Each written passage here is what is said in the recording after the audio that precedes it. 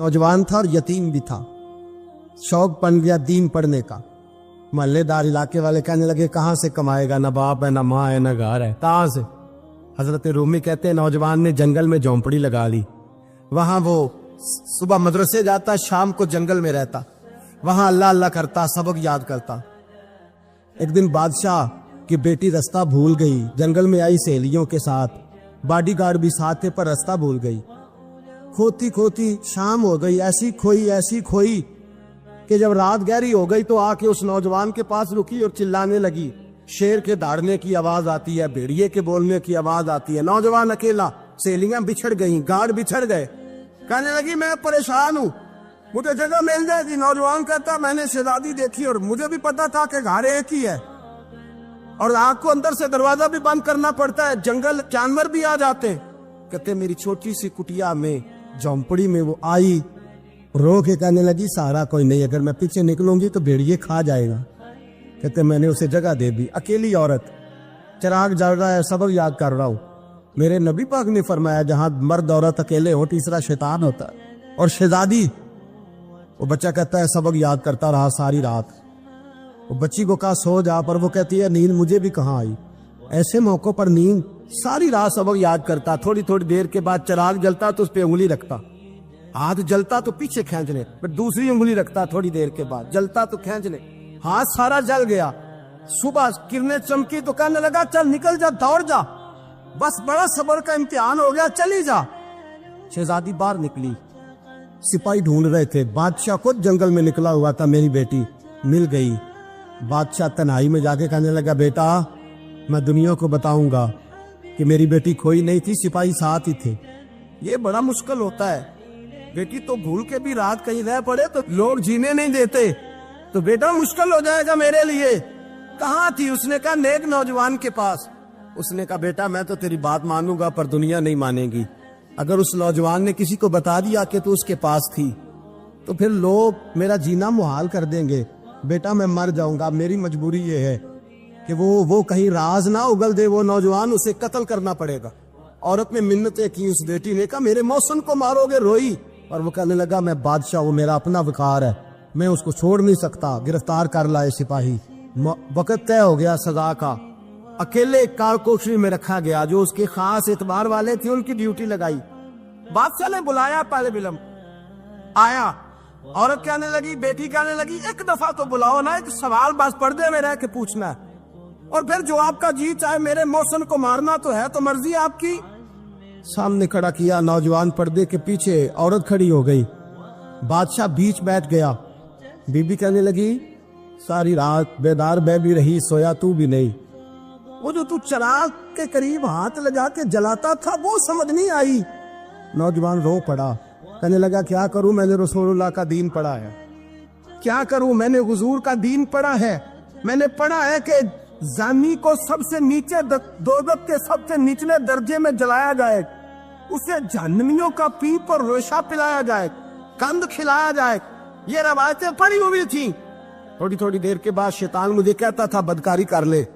मैं अपना हाथ उसी वक्त जब शैतान मशवरा देता तो मैं आग पे करता। मैं कहता अगर ये बर्दाश्त हो गई तो वो भी हो जाए। जब हाथ जलता तो मैं समझ जाता नहीं तुझसे तो ये नहीं बर्दाश्त होती तो वो कैसे हो। फिर मुझे शैतान मशवरा देता कोई देख नहीं रहा तो बुलाने नहीं गया, खुद आई, मैं दूसरी उंगली लगा देता। मैंने हाथ जलाया और मैं समझ गया जब छोटे से चिराग की इतनी सी शमा की आग नहीं बर्दाश्त होती तो दोज़ख कैसे बर्दाश्त होगी। कहता मैं बाज आया। बादशाह ने ये कहानी सुनी, लफ्ज सुने तो चीख मार के रोया। कहने लगा तालिब इल्म तू तो मेरे नबी का सच्चा गुलाम है और मेरे रसूल के जो सच्चे गुलाम होते हैं उन्हें फांसियां नहीं दी जाती, उन्हें तख्त पर बिठाया जाता है। अब तुझे सजा नहीं होगी बल्कि मैं अपनी बेटी का निकाह तेरे साथ करूंगा और मेरे बाद इस सल्तनत का बादशाह भी तू ही बनेगा। अब वो नौजवान वहां नारे लगा रहा है, कहता लोगों तुम मुझे कहते थे दीन से क्या मिलता है, दीन से तो अल्लाह तख्त व ताज भी अता फरमा देता है। अगर नौजवान शर्मो हया वाले बन के रहे अल्लाह सारी इज्जतें दे देगा। देखे ना अल्लाह के फजल से इज्जत मिलती है और जब कोई इज्जतदारों जैसा काम ही ना करे। एक बात और अर्ज करनी है पर वक्त थोड़ा रह गया। जवानों मैं ना जब कभी परेशान होता हूँ ना तो मैं ये वाली बात खोल के पढ़ता हूँ वाला, ये बात ढारस बनाती है, ढारस توانائی دیتی ہے, پورا مضمون باندھا ہے. اعلیٰ حضرت کہتے ہیں بہروپیہ تھا, مداری, روپ بدل بدل کے دکھایا کرتا تھا, بادشاہوں سے انعام لیتا تھا. ایک دن اورنگزیب عالمگیر کے پاس آ گیا, کہنے لگا میں روپ بدلوں گا, اگر آپ پہچان نہ سکے تو میں انعام لوں گا. آپ نے فرمایا میں کوئی ایسے ویسا بادشاہ نہیں, کہا مجھے دھوکہ دینا مشکل ہے. کہا نہیں, میں روپ بدلوں گا. حضرت اورنگزیب عالمگیر بڑے نیک بادشاہ گزرے, بڑے پرہیزگار. وہ بہروپیہ کہنے لگا میں روپ بدلوں گا, آپ نہیں پہچان سکیں گے. فرمایا چل جتنا تیرے اندر زور ہے لگا لے. حضرت نے اعلان کیا کہ میں نے فوجی بھرتی کر دے, 2 ماہ کے بعد ٹیسٹ ہوگا. وہ 2 مہینے دوڑتا رہا, رنگ روپ بناتا رہا, آیا ٹیسٹ دینے, 2-3 سپاہیوں کا امتحان لیا. اس کی باری آئی تو 10 روپے دیے, کہنے لگے تیرے آنے جانے کا کرایہ میں نے تجھے پہچان لیا ہے. کچھ دنوں کے بعد جانے لگے سفر پر, تو بھکاری آ گئے خیرات مانگنے. اس نے بھی سارے منہ پر سیاہی مال لی, کپڑے پھاڑ لیے, سر کے بال مڈا لیے, پگے تک کٹا لی, بدرنگ ہو کے آیا.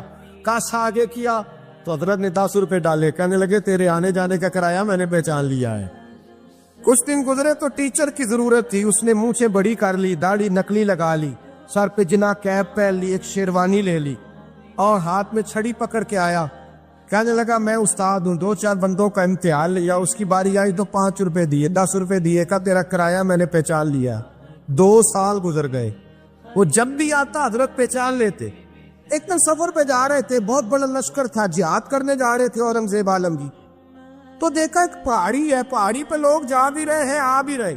اورنگزیب عالمگیر پوچھنے لگے یہاں کیا ہے؟ کہنے لگے بابا جی بیٹھے ہیں دعا کرتے ہیں, اللہ کے نیک بندے ہیں. اورنگزیب کہنے لگے یار پرانے لوگ سارے ہی اللہ والوں کو مانتے, یہ بھی مصیبت آئی ہے جتنی نہیں آئی ہے, سارے لوگ ہی مانتے. کہنے لگے ذرا میں دعا نہ کراؤں, بچے کام جا رہا ہوں. اورنگزیب بادشاہ تھے, بادشاہ لوگ نازک مزاج ہوتے ہیں. گھوڑے سے اترے, بڑی مشکل سے پہاڑی پہ چڑھے, اوپر گئے تو لائن لگی ہے. بابا جی غار میں بیٹھے, کہنے لگے میں نے ملنا, میں اورنگزیب ہوں. انہوں نے کہا ہمارا بابا اس طرح کا پیر نہیں کہ امیر آئے تو رنگ اور ہو, غریب آئے تو اور ہو. یہاں اگر ملنا ہے تو لائن میں لگ جاؤ, سب ایک جیسے. اب لائن میں کھڑے ہو گئے, 50 آدمی آگے تھے, کہتے ہیں 51واں نمبر تھا. تھک گیا دھوپ میں کھڑا کھڑا. جب میں پہنچا غار کے دہانے تو میں نے بابا جی کے چہرے پہ نظر ڈالی تو بڑا نورانی چہرہ, بڑی خوبصورت لب و لہجہ. میں نے کہا میرے جیسا آدمی بھی پگڑی باندھ لے تو اچھا لگنے لگ جاتا ہے, بڑا خوبصورت انداز. کہتے ہیں میں ان کے پاس اتحیات کی حالت میں بیٹھ گیا. میں نے کہا حضور میں جا رہا ہوں جہاد کرنے, دعا کرنا. بزرگوں نے ہاتھ اٹھائے, اللہ اس کی مدد فرما, دین کو غلبہ عطا فرما, اسے دین کا سچا پکا سپاہی بنا. پھر تھپکی دی, 2-4 نصیحتیں نکال ڈالی. دیکھنا ظلم نہ کرنا, زیادتی نہ کرنا, جب تو جیت کر نہ کرنا, غرور نہ کرنا. نصیحتیں بھی کر دی. کہتے اب جب میں اٹھا تو 2-4 دینار بطور نذرانہ مسلح کے نیچے رکھے, اور الٹے قدم جب میں غار سے اترا انہوں نے رومال جاڑا اور اٹھ کے کھڑے ہو گئے. کہنے لگے آج نہیں تو نے پہچانا, آج نہیں تو نے پہچانا, میرا انعام بنتا ہے, آج نہیں پہچانا, لا پیسے. اورنگزیب کہنے لگا یار تو نے حد کر دی, کہاں چڑھا کہاں کھڑا رہا, دھوپ میں تھک گیا, کمال کر دی بھائی تو نے. پتا تو کیا لے گا, اب تو جلدی بتا, وہ کتنے لوگ پیچھے دھوپ میں کھڑے ہیں, لشکر سارا کھڑا ہے, کیا لے گا؟ اس نے کہا سب سے قیمتی ہیرے وہ ہے جو تیرے سر کے تاج میں لگے ہوئے, مجھے تیرا تاج چاہیے. او بھائیو سننا اور یاد رکھنا, میرے اعلیٰ حضرت کہتے ہیں بادشاہ نے سر کے اوپر سے تاج اتارا, بہروپیے کے قدموں میں رکھا اور کہنے لگے یہ لے, اور یہ تو تیرا مانگنے پر میں نے دیا ہے نا, میں واپس آتا ہوں تو آنا, میں اپنی مرضی سے بھی تجھے دوں گا. تو نے اورنگزیب جیسے بندے کو دھوکہ دیا, آنا میں اس وقت بھی دوں گا. وہ دے کر بس بات ختم ہو گئی, حد ہو گئی. دے کر کہتے ہیں جب میں پلٹا نا واپس, بہروپیے نے آواز دی بادشاہ ٹھہر جا. تو میں نے پلٹ کے دیکھا تو کہنے لگے یہ اپنا تاج لے جا, اٹھا اور لے جا. میں نے کہا 2 سال بیت گئے تجھے محنت کرتے, آج قابو آیا تو لے جاؤ. کہنے لگا لے جا, مسئلہ سمجھ میں آ گیا. میں نے کہا مجھے بھی تو سمجھانا. کہتے ہیں وہ پھوٹ پھوٹ کے رویا, اس کی آنکھیں برس پڑی, سیلاب کی طرح آنسو بہہ نکلے, تڑپا اور رو کے کہنے لگا بادشاہ میں نے جھوٹ موٹ رسول اللہ کی غلامی اختیار کی تھی, جھوٹ موٹ کی داڑھی, جھوٹ موٹ کی پگڑی, جھوٹ موٹ کا فقر, میں نے جھوٹ موٹ نبی پاک کا لباس پہنا ہے, تو تیرے جیسے بادشاہوں کے تاج میرے قدموں میں آ گئے ہیں. اگر میں سچ مچ رسول اللہ کا غلام بنوں گا تو اللہ کیا کچھ عطا فرمائے، اللہ کتنی نعمتوں سے نوازے۔ میرے اعلیٰ کیا فرماتے ہیں؟ اعلیٰ حضرت فرماتے ہیں فرشتے بھی کرتے ہیں تعظیم میری۔ کون جی؟ اللہ ایسا عقیدہ بھی کم ملے گا جو بریلی کے امام کا عقیدہ ہے، ایسا بھی کم، کہتے ہیں فرشتے بھی کرتے ہیں تعظیم میری۔ کیوں؟ فرمانے لگے فدا ہو کے ان پر یہ عزت ملی۔ بغداد کے ایک درویش عالم تھے تو وہ